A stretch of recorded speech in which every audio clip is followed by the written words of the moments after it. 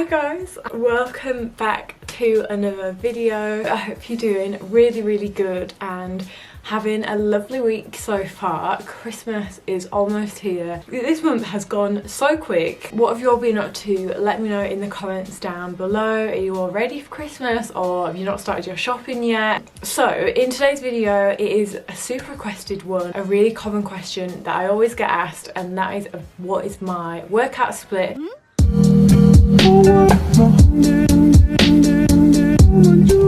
There's a few misconceptions as well with like fitness routines, so I kind of just wanted to mention some of my opinions and also like some tips and tricks that have really helped me from a lot of the mistakes that I've made since going to the gym and training, diet and whatnot. So my current workout split is actually in my 8-week guide. I've got actually 2 splits, a 5-day split and a 4-day, and I'm currently doing the 5-day one. So that consists of glutes and hamstrings, shoulders and a bit of chest, quad day, back day, and I'll also do cardio or a circuit for my 5th day. This works so well for me. I'm probably going to stick to this for a good few months, definitely all over Christmas and well into the new year. I think it is really important not to constantly switch up your workout routines. What you see a lot on Instagram is very different workouts every single week, and I don't think that'll always get you the best results because you're not perfecting your form. When I first started the gym, I did a lot of like accessory work, sort of just what I saw online, whereas your compound lifts are probably the most important ones that you'll do. So with compounds, I think it is super important to always start with those movements first and just focus on like perfecting those movements before you think about like switching it all up, and this way you're sort of targeting everything before you start isolating. So yeah, I think find a gym routine that suits you and your lifestyle, because you know, one gym routine isn't going to be like a one size fits all. Like we've all got such different lifestyles. Like some people might have kids, or you're in uni, or you work a lot, you work different, you work nights. It's just also varying, and also like everyone's body is so different, like everyone's genetic makeup is completely different. It's so important to sort of find what works for you and suit it to your goals rather than like someone else's goals who may have like a completely different body type. When you are starting any program, just make sure before you start it you ask yourself like, okay, what are my actual goals? Like what do I want? Do I want levels? Is it aesthetics? Something that helps me so much is always having a plan before I go into my workout. That way if there's ever a machine already taken up, I can jump onto my next one and just switch and change and go back to the exercise if it was like busy. And as well, I think you just get in there a lot quicker, in and out quicker, you're just more efficient. And there's nothing worse than sort of wandering around like, oh, what should I do next? And especially in a busy gym.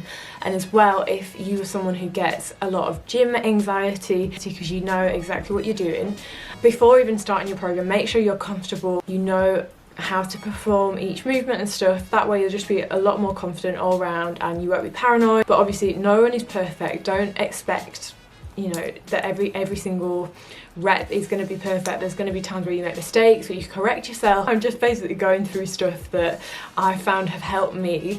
If you are someone who gets distracted by your phone, like we've all been there, we've all taken our phone to the gym and then just kind of got consumed, and then you completely sort of get out of the zone and your rest period just goes out the window and you don't end up having like the most efficient workout. So I either turn my phone on like night mode, or I'll just leave it in the gym locker or in my car or whatever and just get in the zone, put music on and get focused. But then obviously if you want to listen to music or whatever, I'd just say yeah, whack your phone on night mode and, you know, use the gym as a bit of you time. At the moment my goal is to gain a little bit of muscle. I am in a slight calorie surplus at the moment and I'm trying to gain a little bit of muscle on my legs, but my overall game is just to have quite like a balanced physique. Within like my workout program, I always start with compound movements, squats, hip thrusts, deadlifts, that kind of thing. Upper body days it's like presses or rows. I know I'm probably going to say this a few times, but yeah, compounds in my eyes are definitely the most important movements and what get you the most result. Try and start with like your your weaker points, so like maybe your genetic weak points.